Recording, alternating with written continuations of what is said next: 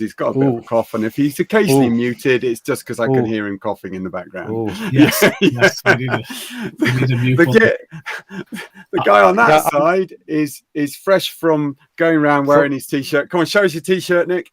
Here we go. Oh, no, it's behind you. Show us your chest. Marvelous. You see, you could only say that on a guy's show, couldn't you? I mean, it's just like... yeah. Look at that, guys. Look at that. Am I to assume, Nick, that you were recently at Crufts and you were wearing the Ditch the Dry t-shirt? Did you go around? I didn't wear Ditch the Dry t-shirt. No. I was at Crufts, had a lovely time. Well, on Thursday, went with the good people at Pro Dog Raw, and we had a fine old time. Yep. And then on Saturday, went with Greg and the gang at Benefit Natural, and we did the Saturday thing. So it was good. It was busy. People were really interested. Lots of questions, lots of good questions. A lot of really quite. I think we've still got work to do on getting some people up into the basics of raw food, guys. I really do think we need to work on that. Maybe we need to think about webinars or something, not quite sure. But it was fun. Everybody was really grateful to be at Crufts. If anybody was there, I'll tell you what, a number of people came along and said, you've made, not me, but we have made their Tuesday nights. They really, really enjoy it. They've learned lots. It's actually, seriously, we have evolved. We've actually evolved their thinking on raw food, on nutrition in general. And some people, they've even taken it over to themselves. They say they eat better. Over the last year, they've learned about food and deep nutrition and all that stuff. So, you know what? We are making a difference. And thank you, everybody who came up to me at Crufts, and it'd be wonderful. And I'll tell you what, here's a thought for next year. How about that? Because there were 11 raw food stands at Crufts. How about next year we do an hour on, I don't know, 5 or 6 or 7 or 8 different stands, and so we'd have the raw pet medics with so and so, and then so and so, and then so and so. And we have good lunch, and then we stay overnight, and then we get going. We do 2 or 3 the next day, and what have you. And we're just chatting with people, because people are absolutely, they're really, really up for raw. 11 different stands in Crufts this year, and people were keen. People were really keen. Yeah. Wonderful. I remember the last time you had that Ditch the Dry t-shirt on, you were going around some beautiful garden fete, and you were wearing a Ditch the Dry t-shirt, and those angry looking people promoting companies in the background. They weren't very happy. I got told off for that. I got told off for that. But listen, Conor, how are you feeling, mate? You've got COVID? Right. Yeah, I've got COVID. I went to Liverpool there for the weekend, and last time I went to England, I went to Essex and Brentwood, and I came back with COVID original, I believe, although I wasn't tested for it at the time. That was in December 2019, COVID-19. But so I would have been one of the first in London, but now we know it was around a lot before that. So I don't know if it was COVID or not, but I was mashed with it this time. So I thought I was never going to get it again because, COVID original, the tough version. But no, this time I went to Liverpool and I came back with it bloody again. So two of my friends said, I've got bloody COVID, and they did a test as well. And it's like, oh no, I got COVID as well. It's quite a shock really when you see it on the test. It's like, ew, I do have it. So imagine doing a pregnancy test. Oh my god. Well, I must admit, if I did one of those and it came back positive, I'd be really worried. We'd look after you, friend. Don't worry, we'd look after you. And we'd give you a little paternity leave as well from RPM. I think the first bearded lady having a baby. I kind of felt bad yesterday going to bed, and I felt pretty ropey in bed last night. And this morning, I have to say, getting out of bed was hard. But I've been taking a couple of Panadol. I've been taking Vitsi, D, Zinc, Quercetin, Echinacea, lashing them all into me. I even what you normally feel like on the Monday morning after a weekend in Liverpool.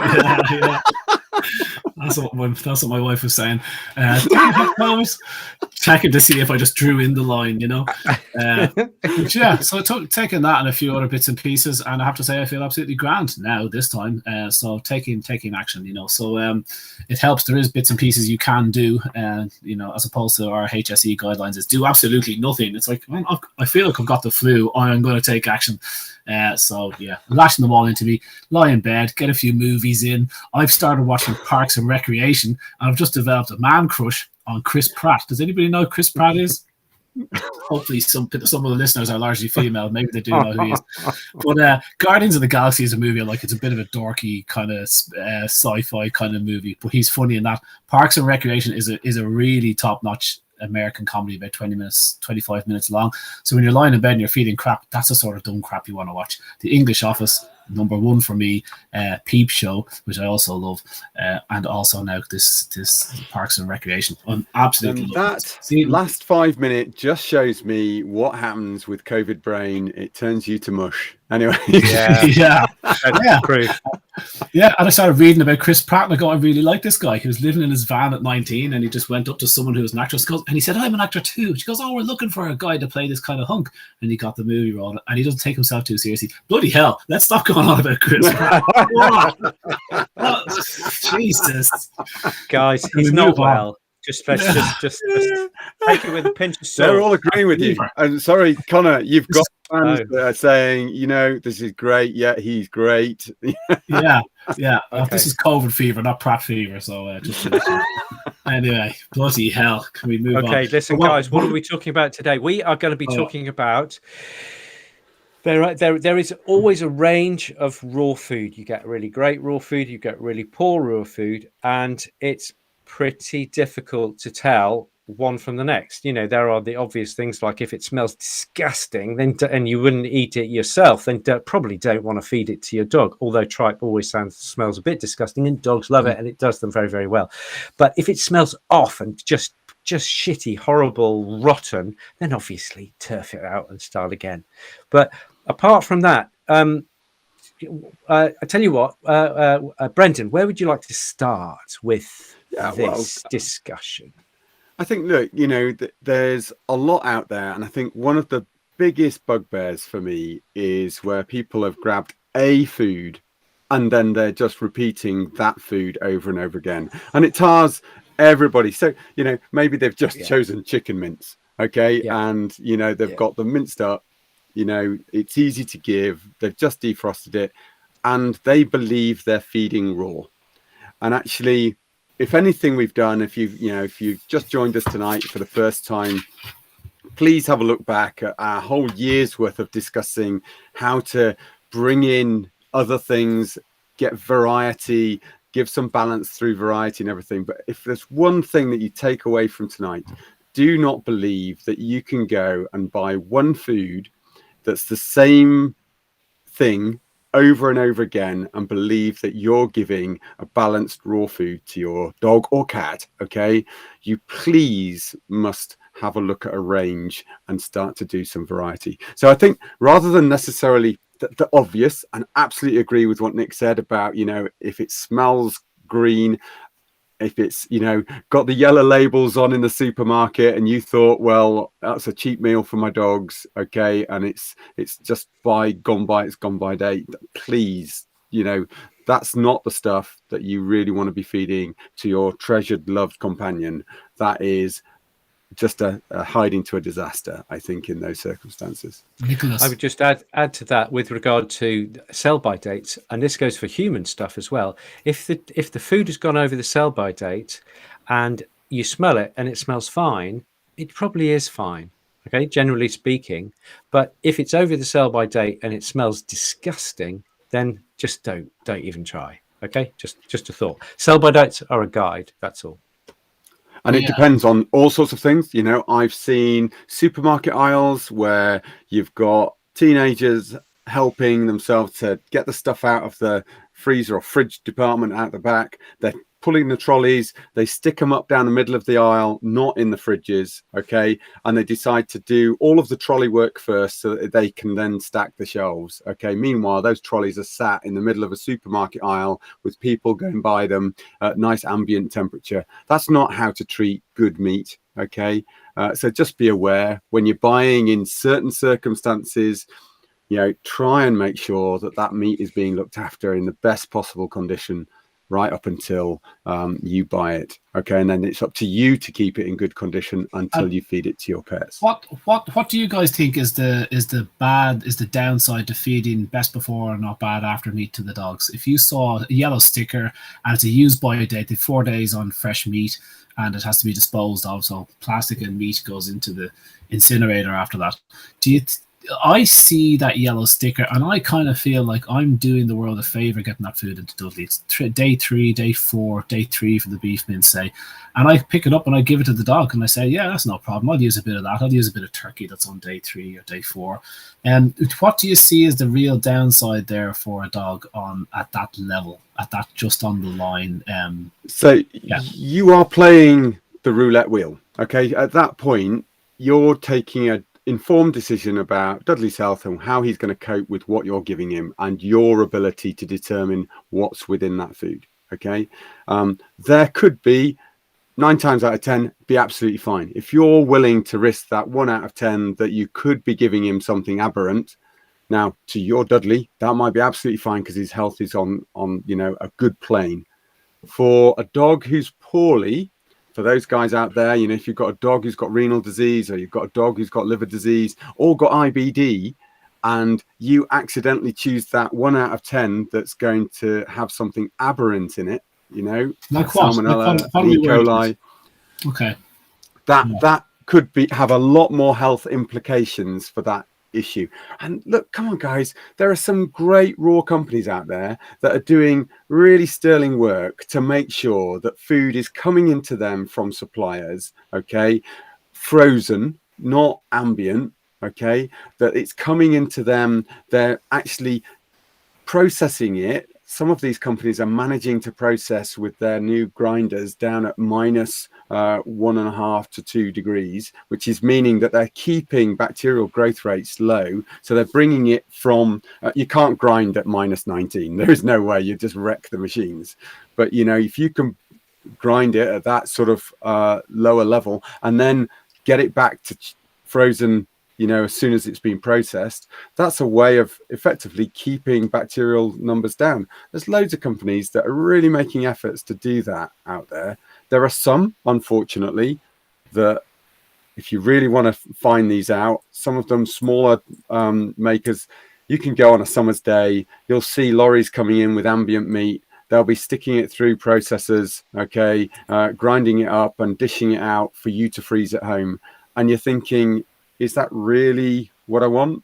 Do you want bags of fresh, slightly strange meat that's grey and, maybe nondescript going into your pooch? Yeah, I would question that. I would be on the line with all that. I would say that if it's dictated, if it's deemed safe for humans in Tesco, Super Value, Little Aldi, and it's for sale to humans, I look at that beef mince or whatever mince, I think, that's if it's good enough for me, it's going to be good enough for him at that stage. If I had big dogs, and I think that this is a scavenging carnivore, so I wonder, the next question would be like, okay, so dogs eat carcass and they outcompete vultures. Vultures won't live near where dogs do. They outcompete them. So they're top scavengers. They've got this huge olfactory system for finding, probably, let's face it, dead, diseased, dying, disabled animals. That would be their forte, because bringing down big animals really isn't in their repertoire anymore. They don't have the ability to hunt and drag down prey. They're not ambush predators. They can't hunt in packs, but they love a bit of carcass, and carcass is manky. So the question would be, as two vets, have you ever seen dogs suffer bad meat before? That's a really relevant question. Because other vets would say, if the dog has GI issues, he's raw fed. Oh, it's the food. And I'm always thinking, well, anything can upset your gut. But have you guys ever seen bad bugs associated with raw dog food that has sickened animals before? Oh, well, I'm just going to jump in before Bren does, because he's basically on the front line, so he's the guy to say.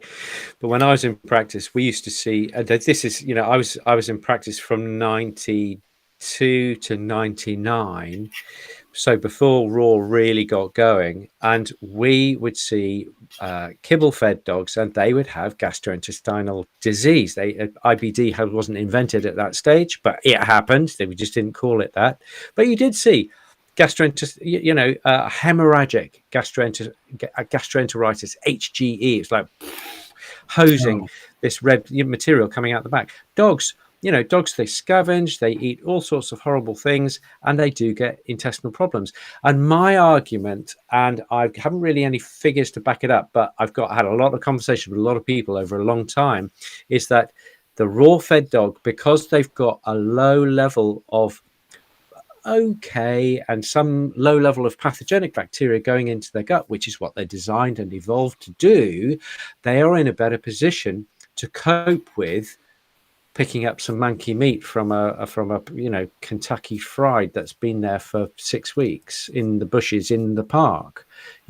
So I think that dogs get gastrointestinal problems, and I think my gut feel is that raw fed dogs go to the vets less than the kibble fed dogs, because they've got this toned, they've got this slight immunological advantage, because they're seeing real food on a daily basis. They're getting real probiotic effects from meat and veg and all these things, whereas the kibble fed dog is being fed more or less sterilized chemically food stuff, chemically thermally sterilized. And so that's my thought. Brent, you see these guys every day. What are your thoughts on that one? Look, I mean, just today, I've reported on a case, locum we're hiring at the moment. So we've got locum in for some of the frontline stuff, and the locum that was with us last week, saw a case, chronic diarrhea. It had been fed raw. She transitioned it to another food while she waited for some fecal results.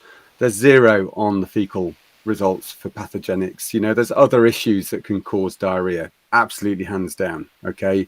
But I would say definitely overall, there's more Campylobacter and Salmonella cases that we have got because of dry food feeding, in those dogs than we have ever in raw.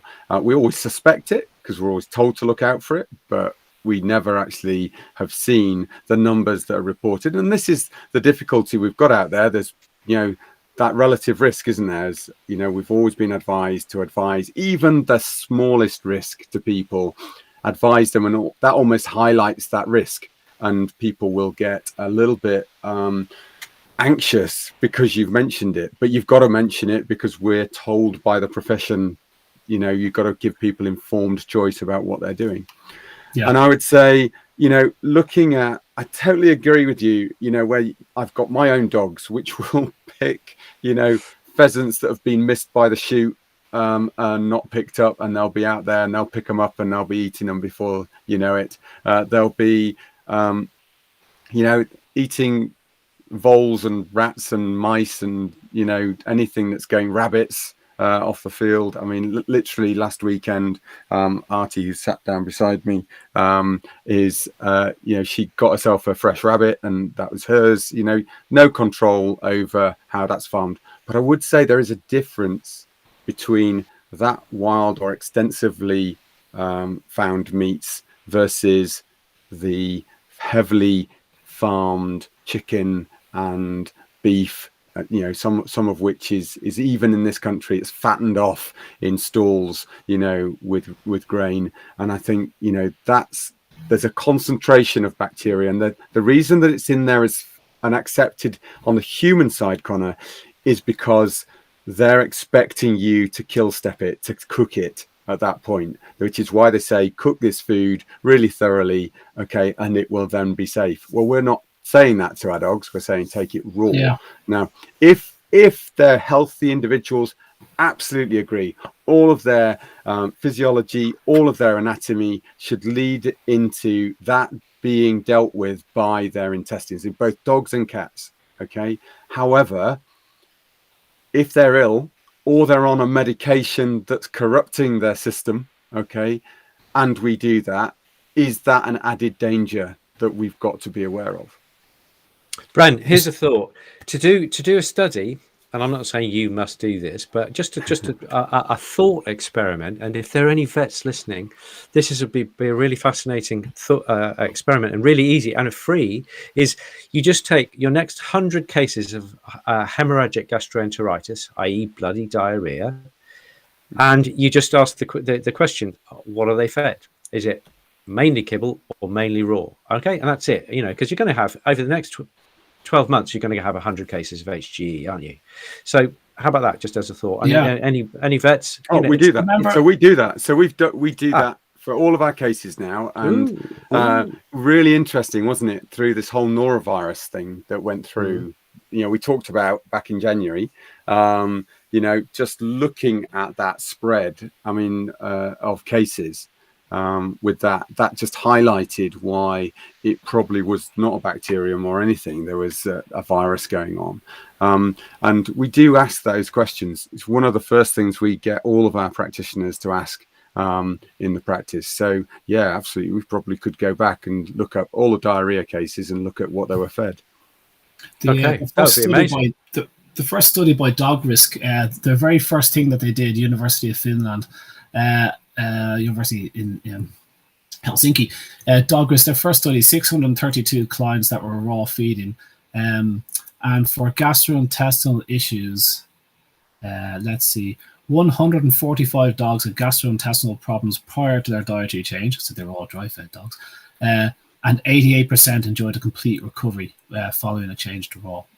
So that's interesting. It's only a survey, fair enough, but people do jump to raw to heal. I guess. Okay, look, this has gone slightly off topic, but it is relevant because nasty raw dog food would be expected to have higher amounts of these nasty bacteria. So it's important to people when they're buying cheaper raw dog food or that kind of stuff that it is there a risk. So anyway, that's the first thing. Okay, but let's get into the point of tonight though is, okay, how do we spot a poorly made raw dog food? Could I start off with something? I'm on lots of the forums and you keep an eye on them and they let you in, because, we're all kind of pals. But now and again, a raw dog food company will pop up where it's a picture taken in the back of somebody's van and they've got loads of blocks of chicken and loads of blocks of beef and loads of blocks of, I don't know, turkey. And it's in plastic sandwich bags and there's no label on it. And people will post this image going, I'm buying raw dog food from insert company name.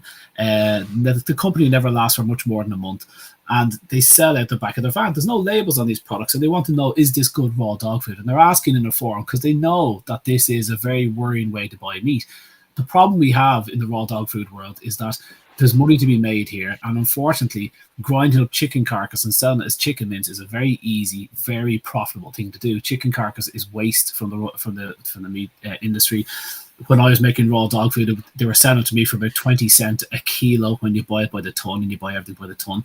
20 cents, and you could grind it up and sell it to people for £2 or £3 a kilo and call it chicken because you're allowed. But there's no meat muscle in that. It's cartilage, fat, and bone. That's what carcass is. So you're not buying any muscle. And a dog needs a lot of muscle. So people are just grinding these up. They mightn't have the right facility. They mightn't be doing it even in refrigeration. They're doing it because maybe they're chicken farmers and they've got this spare stuff that's there or whatever. And so that's one type of chicken. We've got worrying beef being sold where people go, they would criticize a good raw dog food company and say, your beef is £3 a kilo. That's such a rip-off. My guys give me 50p a kilo for beef. And I was like, what's beef? Beef, it just means cow. What do you mean? What part of beef? There was companies out there that are grinding up lung and trachea, and they'll tell you when you ask them what the beef is, it's lung and trachea. It feels like frothy mush. But if that's what you're used to buying, you wouldn't know that that's crap beef mince. I would know by looking at crap chicken mince. I feel like I would know by looking at mince if it's a high fat content or not. But most people, if you're not dealing with meat every day, that like a butcher would see it in a heartbeat if it was good quality beef mince or not. But for people that only buy it now and again, it's very hard to know what we're buying. So the beef in inverted commas for 50p euro, is there anything wrong with a bit of lung and trachea? No, a tiny little bit. It seems like a very normal food inclusion, I'm sure, in very small amounts. But are these guys using cows that have been checked by a vet, or are they using a cow that they just didn't want to send for rendering and, it seemed fit enough to grind up and make into raw dog food? So they're the problems that we're having. Yeah, and can I ask, so for that 20 cents a kilo for the chicken carcass. Was that being delivered to you as a guaranteed? It had been kept, at between 2 and 8 degrees, or was that no? It was just coming on a truck. They'd culled it, and effectively this is the weight coming through your door. Yeah, no, it's legit. That's a legit. Like chicken necks were 30 cents, which is 24p. Chicken carcass was 20 cents, which is 16p. So like, how long ago was that? Let's just 2012. So, right, okay. But this would have been legit. I mean, Northern Ireland kills more chickens than bloody Poland. I think they're killing a million chickens a week. I think Northern Ireland's killing. It's a huge output of chickens, and the 2 or 3 major great British chicken factories are in Northern Ireland, Moy and Manor and a few others. I was getting legitimate chicken pieces from these guys. Like, I mean, these are big companies. So no, totally legit. But you can see the temptation to make crap raw dog food is to buy in that and mix in a bit of liver, heart, and kidney to whatever variations suit me price wise, and call it complete raw dog food, because nobody's checking. The vets haven't a clue. They just think you're trying to kill dogs no matter what. And off your product goes. Throw in some peas and carrots, and and out it goes. I think companies are getting better these days, but just when we're talking about spotting a bad pre-made raw dog food, if you don't have even any company information on it, lads, particularly with beef and pork, with chicken, you're getting chicken carcass. You're not getting chicken meat. It's just ridiculous to think you're getting chicken meat for cheap from a guy in the back of the van side of a motorway. So if you, like Brendan is saying, if you want to protect your dogs to some degree, you do have to make sure that the meat is at least of edible quality, and you have to worry about companies that don't even go for a license. It's hard in Ireland to get a license. It's easier north of the border. It's a fact. For our Irish Department of Agriculture are just next to impossible to deal with all these things. But it should be easy enough to get the actual license and badges and stickers, and so that would be my warning from the very bottom of the market. Okay, so we've looked at bacteriology. Make sure you're dealing with a reputable production company, and many of them will say, yes, you can come and have a look and look around and see what we're doing. Okay, so that's worth asking them. So the next thing is the quality of the meat. Is this some cow who died in the field that they didn't want to render? They thought they might be able to get a few quid for it. That's not a great way to do it. Are your company doing their research and getting from really reputable meat suppliers? So my beef, as it were, is about the composition.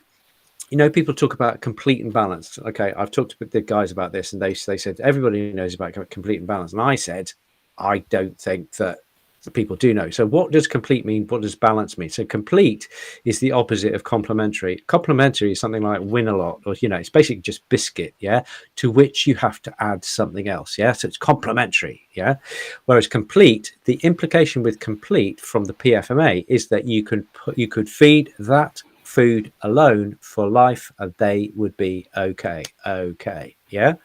So that's what complete means. So what does balanced mean? Balanced means that you've got all the ingredients, but they are all, you've got the fat, the protein and carbohydrate in a certain rough proportions, and you've got the minerals in certain proportions, and then it's all balanced, which is quite logical.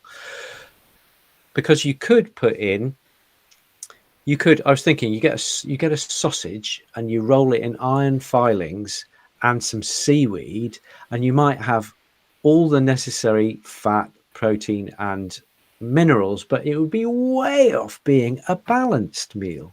You with me? You've got everything, but it ain't balanced. So if it's complete and balanced, it means it's got everything you need and they're in the right proportion. So there are other arguments against that, but let's just go with that for now. Okay, so as a guide, something that's complete and balanced. There are companies out there who are selling 80-10-10, so that's 80% meat, 10% bone, 10% offal, viscera, that is liver and heart and kidney and what have you, and they're selling those as completes. And I don't think that's right, because I formulate foods and I take days to formulate these foods, and you can't do it with just bone, just organ, just meat. Any thoughts on that, gents? 18, 10, Yeah. 10. I think it's 80, 10, 10 is a great start of a diet. It's the foundation of a great diet. Fabulous, wonderful. But please, why are they calling them complete? So one of my thoughts about that, and it does, I absolutely get where you're going. One, you're balancing. If you're balancing something, generally you're balancing it to a set of regs. And if you're currently balancing it, and if you're using one of those formulator programs at the moment, you're probably balancing to an AFCO or FEDIAF guideline. And if you're doing that, then actually you're skewed slightly, because we already have seen some research into, it's not the same absorptions from raw as you would need from kibble. So there's already some shift on whether that's correct, and it's minimal values too, so it's not really necessarily optimum values that's within there.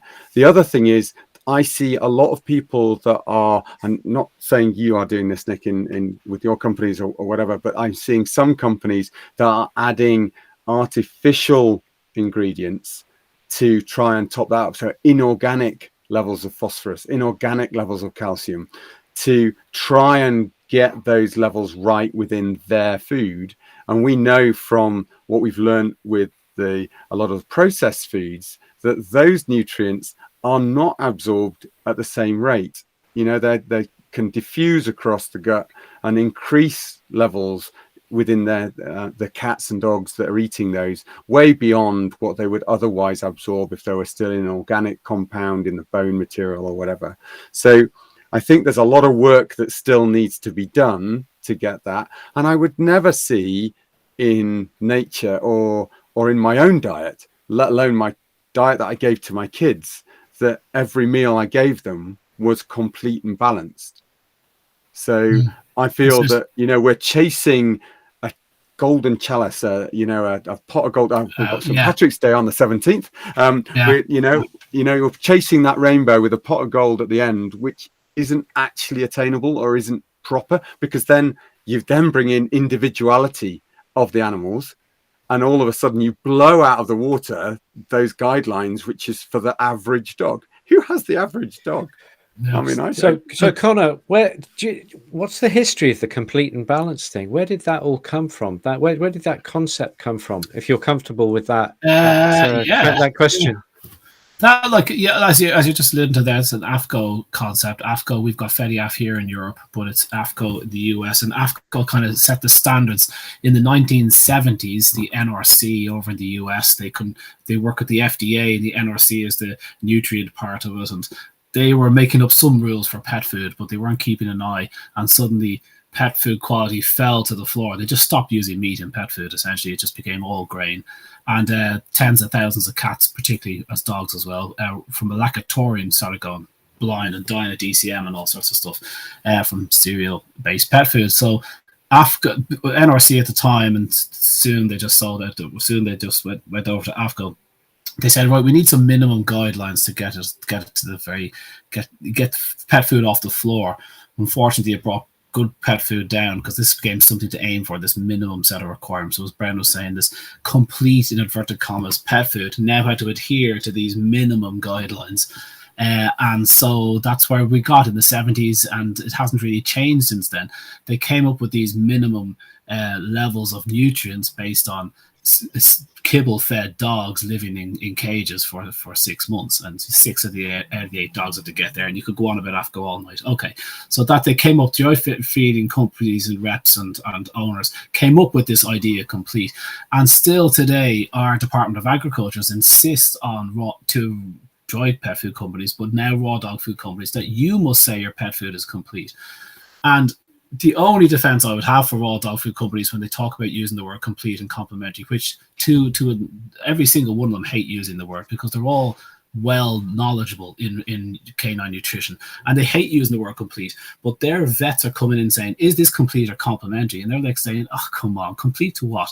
And they say AFCO standards, and they say AFCO standards are bullshit, written in the 1970s for minimum nutrition. Our product is not anything like AFCO. And the vets say, not anything like AFCO. AFCO's perfect. And instead of trying to re-educate the vet and having a stand-up argument with the person that has to rubber stamp your company every month, you just say, okay, yes, it adheres with the very minimal nutritional guidelines of AFCO. He goes, good boy, and you put complete in your product, and off the vet toddles. And so you have to write complete. Now what people are saying is complete and beyond and whatnot. But in defense of what Nick is saying, you're right, Nick. I would struggle very hard to come up with a complete, in inverted commas, 80-10-10 mix and hit all the nutrient levels, because first of all, our meat quality is not good enough anymore. If you're using wild meats that were chock full of all these vitamins and minerals and cool things that wild animals accrue, then maybe. But chickens fed corn for 11 weeks and slaughtered are not the nutrient dense animal we hope they are. In fact, your omega-3/6 ratio would just be terrible. So like, we have major problems with that end of things, but also AFCO demand huge amounts of zinc, for example, because dry pet food uses zinc oxide, and zinc oxide is very badly absorbed. And AFCO demand 120 milligrams of zinc per kilogram of food. There isn't a prey animal that has that much zinc in it. So ironically, even if Nick was let off the hook for 7 days to try and make an 80-10-10, that was in accordance with AFCO, you wouldn't find enough zinc anywhere without supplementing it. So you see some raw dog food companies that don't have the level of knowledge, Nick, reach for the supplements, as Brendan was saying, and go, what the bloody hell, I haven't got enough zinc in this at all. And so they top it up with shitty zinc. Very few use chelated zinc, good zinc, because it's expensive. So they use zinc oxide. They just use loads of it, because what harm? And as Brent says, there is harm to using too much of these shitty conical flask nutrients. So it's a big problem. Raw dog food companies are trying to fit into this stupid framework that has been built in the 70s to promote kibble. And they have to do that because the vets believe that this framework in the 1970s is optimum. But as Brent says, it's the minimum. So it's a mishmash of an answer, Nick, but it's like 80-10-10s. I don't think any raw dog food company would stand over that and go, is that the only thing you should feed to their dogs? I'm still surprised that people still have such faith in the prey model, kind of 80-10-10 only, and they slag you off for feeding fruit and veg and seeds, and they go, you're killing your dog. And it's like, bloody hell, like, I don't know, has anyone ever put their 80-10-10s through a nutritional analysis and had a real good look at it down to, that would be a horror show for a lot of companies. But I believe they stick the badge on it because it's like, we've got to get this over the line. We don't want to say complimentary because this is good enough to feed to the dog every day, but they heavily push variety, varying the flavors, balance over time. These messages are coming from the raw dog food companies. So I think that they're walking a fine line of a little bit of bullshit because they have to, because they're living in a bit of a bullshit terminology world. Tough time for the raw dog food manufacturers in that respect, but I think your point is very valid. I think there's a difference between... Sorry, Nick. So no, after you, mate. After you. I was just literally going to go, and there is a difference between the ability to survive, and we're seeing, Forever Dog, great. Your things, our discussions about useful additions. There are so many things that we're coming up with: longevity, with quality of life, with improving health, where some of the things that you've just talked about with adding these berries and other things in there mashed can add to diets that actually are not even on the scope for AFCO or FEDIAF. They're useful additions that we should be looking into those nutrients. Yeah. How can we get those in? Because we're no longer just talking about survival here of our beloved companion. We're talking about trying to make them thrive and be as healthy as possible for as long as possible with us. And that's a whole new adventure with raw food that we can start to embark on. And I think we really want to be really starting that process of looking at nutrients and also understanding that if you give everything in every meal, the body's not designed that way. You will actually get minerals that are competing for the same pathway to be absorbed.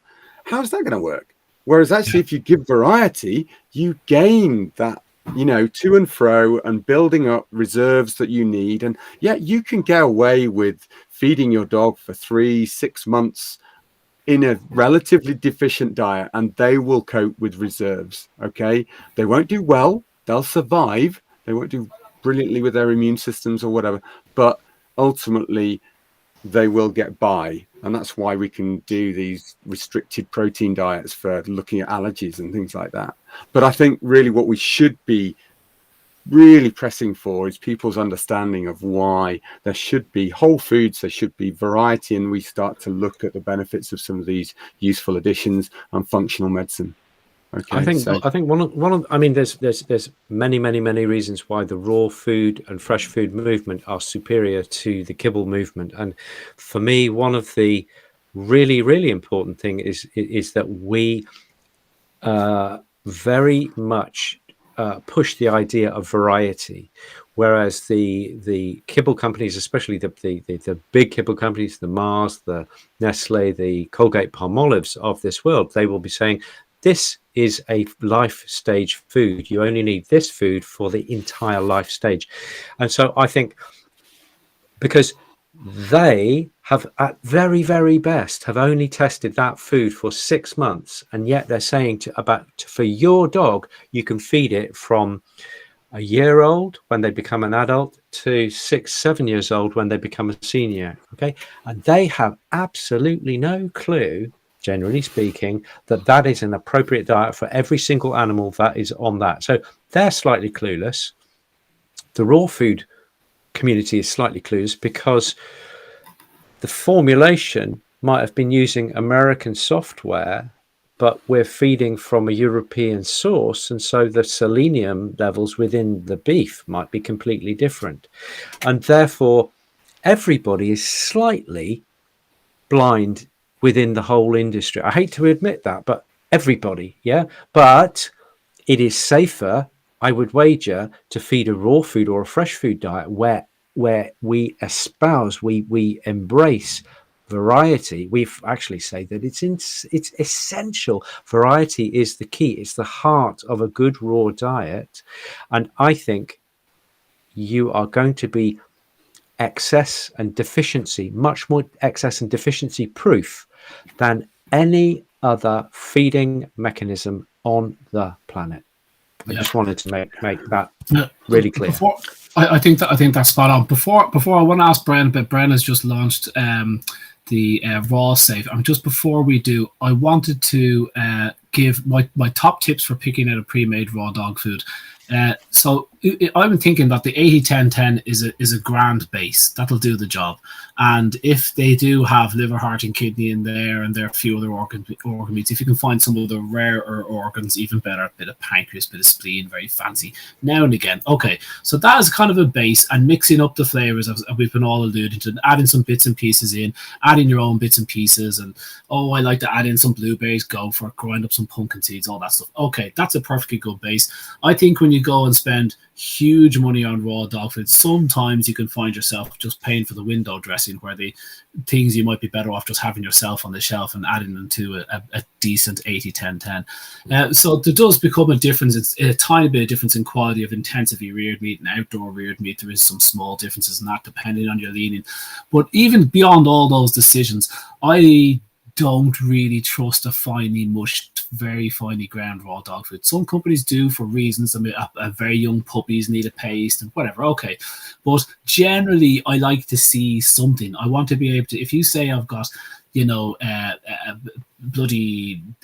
turkey raw dog food and there's liver and heart and something, I want to see the colors in it. I want to see that there is different organ meats in it. If you say, so generally a homogeneous mix like a sausage, I just don't trust because of the whole chicken carcass being sold as chicken, no meat muscle at all. So I have a bit of a problem with that. Also, the smell, as Nick said about the start, that's really important. So knowing the supplier, trusting the supplier, they've got all their details done. Are they a sound company to deal with? Have they got a few shots of their premises? Have they got anything like, are they open books, or are they just completely closed unit where you don't see anything going in and out? And that's that. Usually people that are open about what they're doing are bragging about everything they're doing. So there is an element of that. There's nothing wrong with a cheaper raw dog food. People eat cheaper meat, and there's nothing wrong with using cheaper raw dog food as a base, as a filler. That's not the end of the world either, but it just generally comes from the 1,000 factories, CAFOs that UK now has. So the meat is coming from slightly more intensively reared sectors. But what harm if we're going to be eating that meat and we feed a bit except that there is a few studies, albeit in America, where intensively reared meat does seem to cause a bit of itch in dogs. So it's hard to say. I don't think people should be think, oh Jesus, I can't afford to feed this or animal that lived in a hedge and was lulled to sleep each night. I can't do that for my dog, and I feel for them. It's hard to do. I get that, especially if you've got a heap of dogs at home. So don't feel bad that you have to use some of the cheaper brands. Some of those companies mean well. They're providing a decent service. It's just when you're meeting guys off the back of the van in a unlabeled bag. But I think maximum credit to the companies that do sign up to the likes of Raw Safe that Bren has been working so hard on. Do you want to remind people where you are at the moment with Raw Safe, Bren?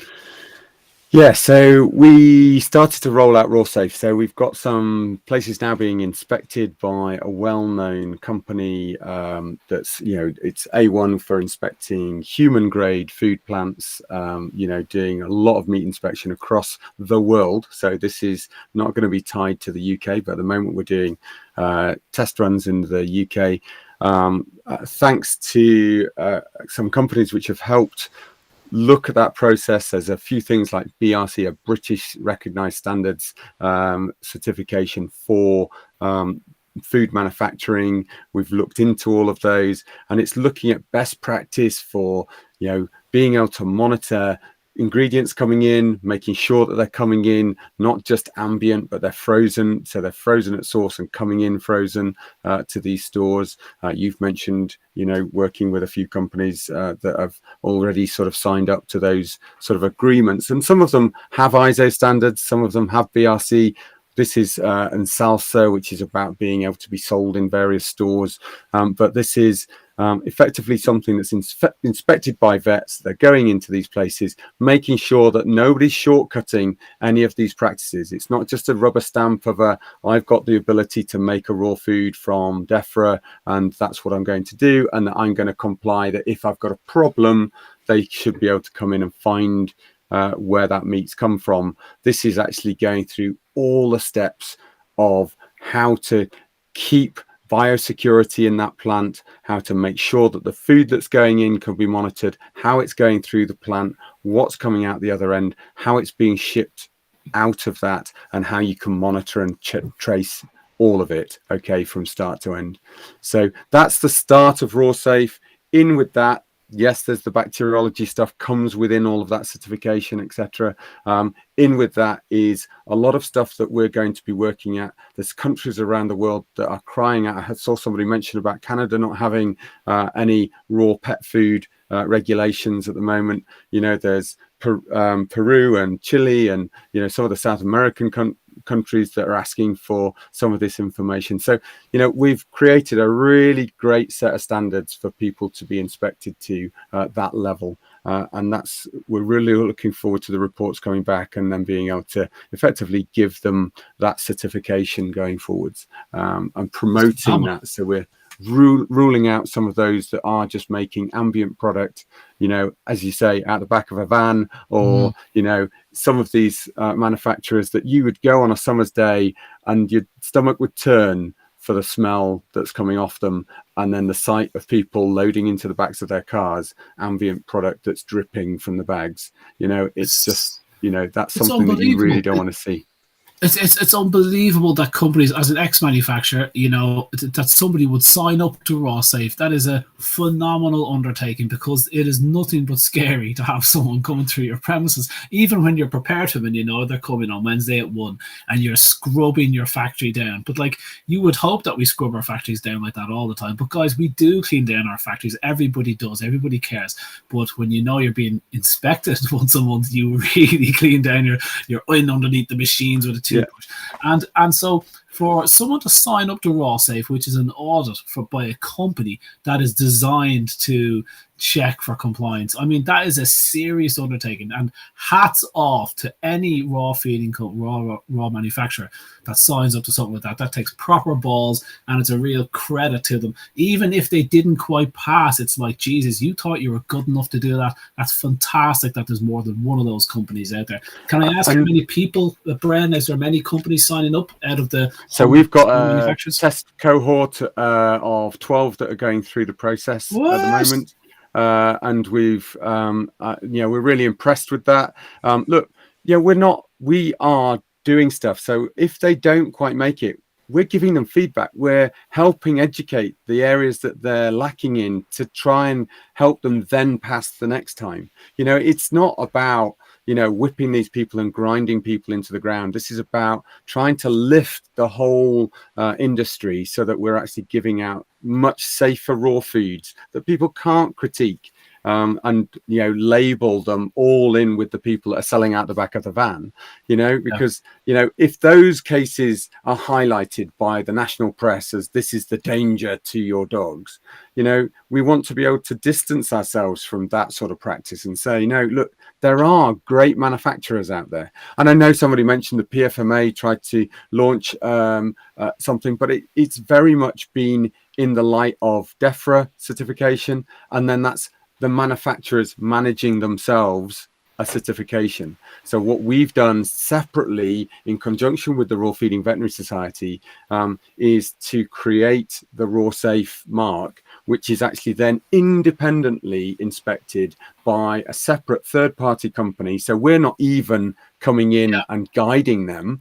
We're giving them a set of guidelines, but actually we've got inspectors coming out and actually inspecting those plants. So people can take, absolutely take courage from the fact of what that mark will give to that food. Wow. Brent, two little thoughts there. Number one is, can any manufacturer get in touch with Raw Safe and apply to join Raw Safe?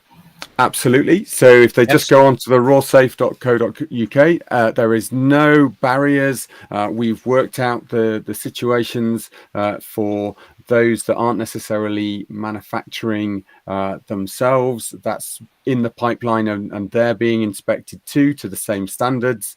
Okay, and looking at that, so there are some manufacturing plants that may get more than one inspection because as that initial inspection, because they'll be inspecting per brand, and they'll be looking at how those individual brands traceability works, because that's what it's all about. It's not just about the grinding of the machine, it's about so many things to do with traceability, ingredients coming in, all the way to how that's dealt with for customer care going out.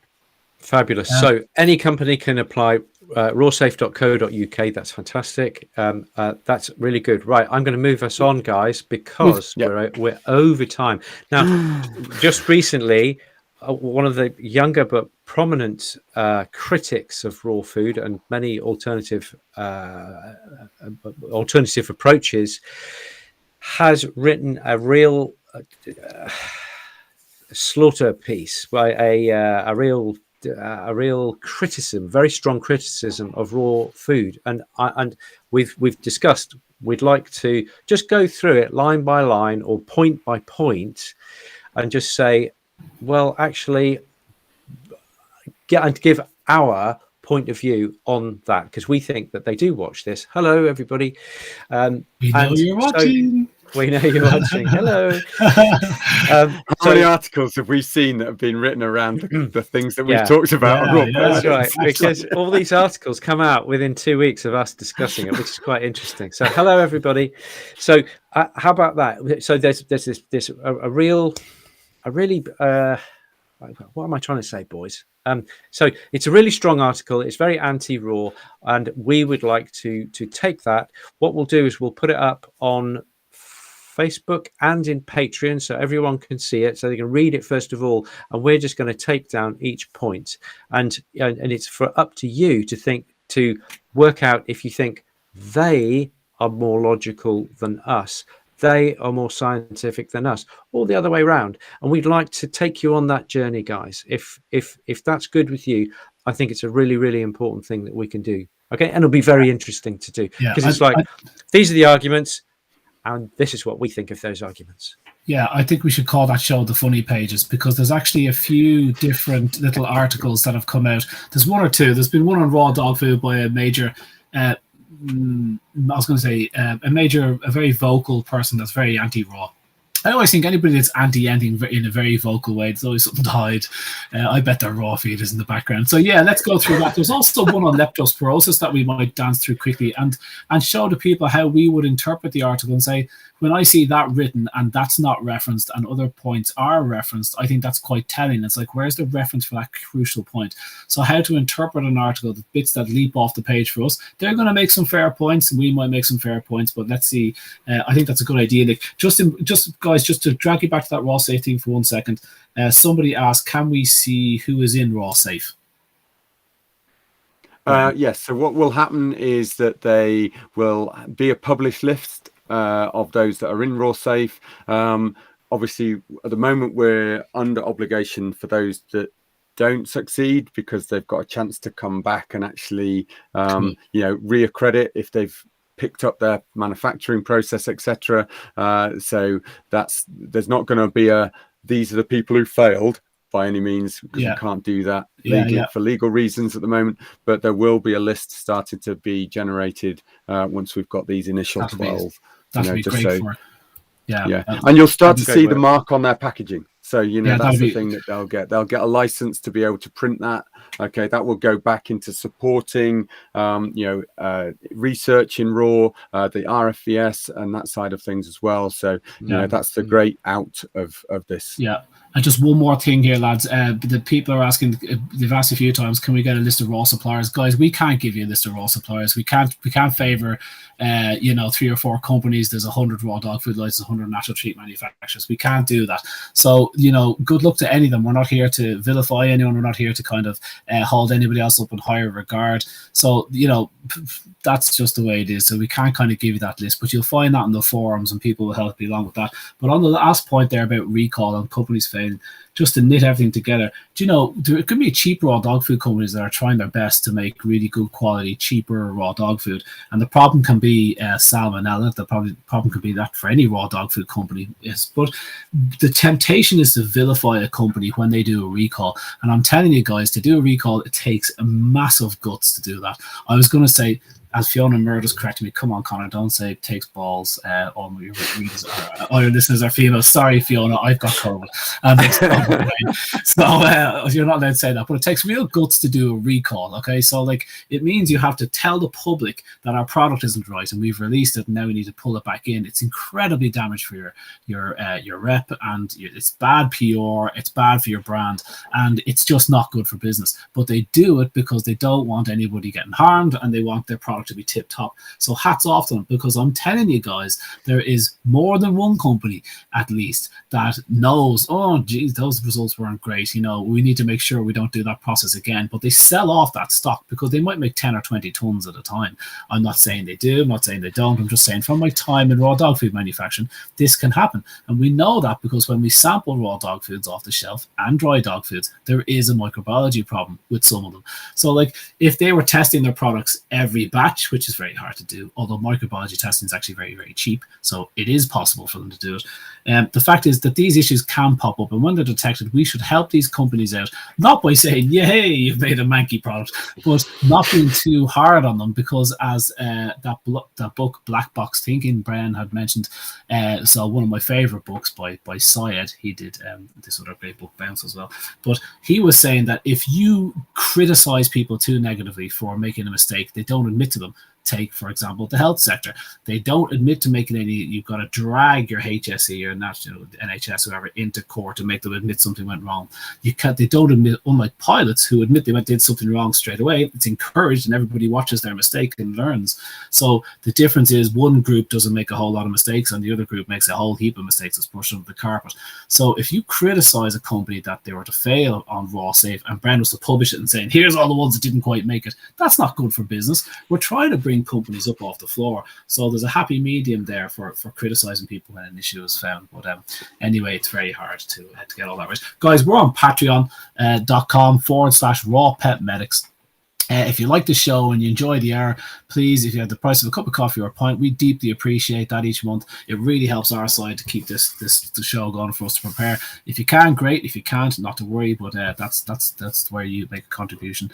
And other than that, I'm looking forward to doing the funny pages next week. I think that's a brilliant idea, Nick. So let's tuck into that next week. Cool. Sounds good. Brilliant. look forward to that. And yeah, thanks guys for all of that. I've seen so much more activity on Patreon over the last couple of weeks as well. So yeah, do join us really there good. Really good. if you're enjoying what you're hearing tonight. Yeah, absolutely. Right. Otherwise, guys, Right, it's been a great evening. Thank you so much. Yeah, And absolutely. look forward to seeing you next week.